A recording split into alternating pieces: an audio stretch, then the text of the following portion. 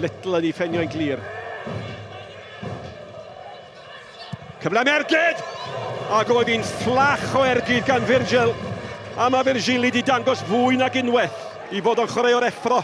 A mae'r gwefannau yr wythnos yma wedi bod yn tanlinellu y cyfoeth sy'n bosib i gasglu efo'r hediad yn y gystadleuaeth yma. Mae bod yma yn unig yn esgor ar bron i £250,000 o wobr.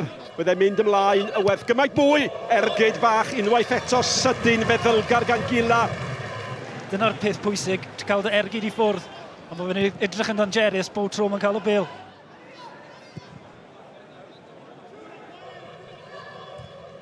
Evans. Clutton. O, mae Clutton wedi throi fi'n. Nawr te, mae eisiau gadw i Ben. Mae Clutton yn cael y bêl, mae'n adreffel! A mae yna gyfle campus wedi cael ei wastraffu. Dim llai na hynny. Cyfle gorau'r gêm. Wel, mae hon fatha dawns werin.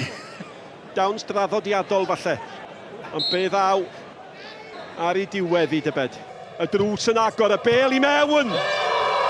A ddyle honna ddim fod wedi mynd mewn. Mae raid i'r golwr arbed honna. A mae o'n gwybod hynny. A mae Mourelo wedi gyrru'r ymwelwyr i'w seithfed ne. Bydd Rhys Griffiths ddim yn hapus, achos i fi mae nhw wedi bod yn y gêm a mae hwnna yn gol soft.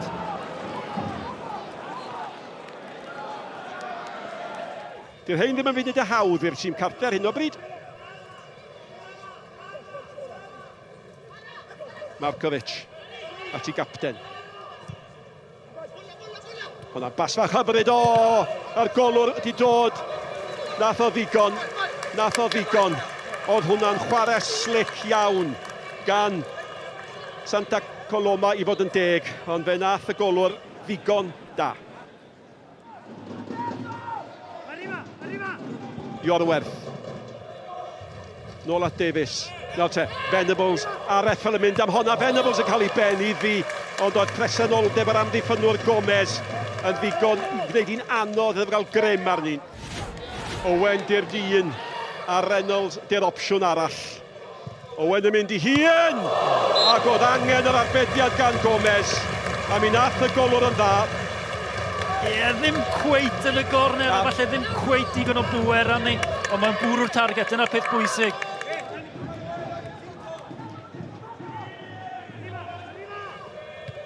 Nawr te, mae hwnna'n disgyn i Venables yn mynd! A mae Venables yn manteisio ar y peniad gafodd ei ennill gan Jeffries. A mae'r dyn fenwyd yma i sgorio goliau yn Ewrop wedi gwneud hynny. A mae Pen-y-bont wedi sgorio i gol gynta erioed yn Ewrop. Pen-y-bont 1, Santa Coloma 1.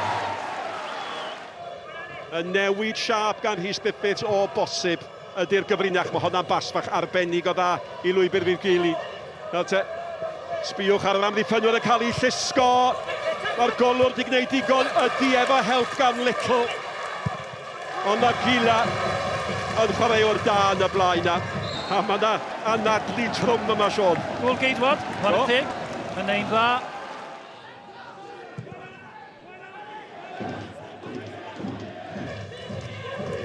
A mae'r bêl unwaith eto gan y chwaraewyr. Slick ar ergyd gan Mourelo.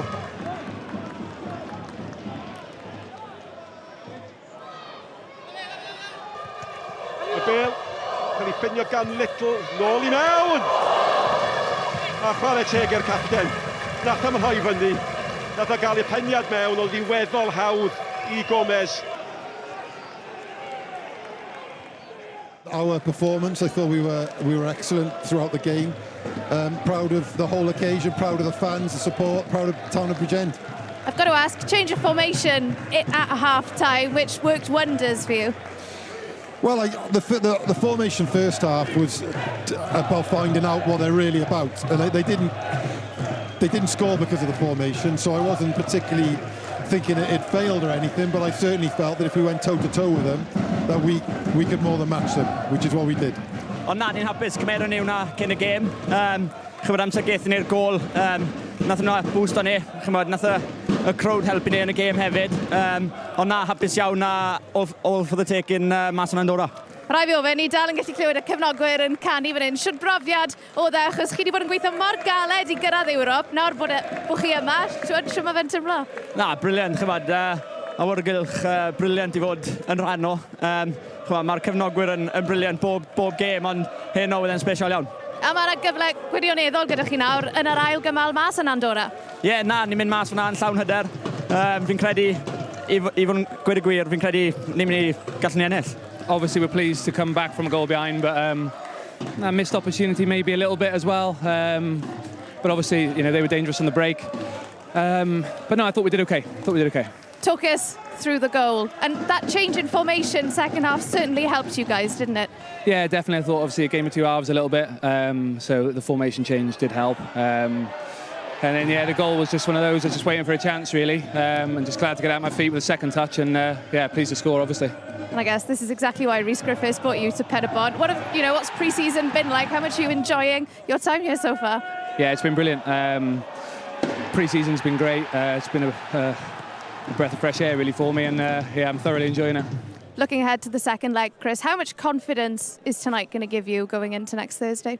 Yeah, I think it will give us confidence because I think we've competed well. And obviously it's a bit of the fear of the unknown to begin with, especially first leg. But obviously we know a lot more about them now and how they play, so we'll obviously prepare for the second leg now. Do you think you can get the victory out there? Absolutely, yeah.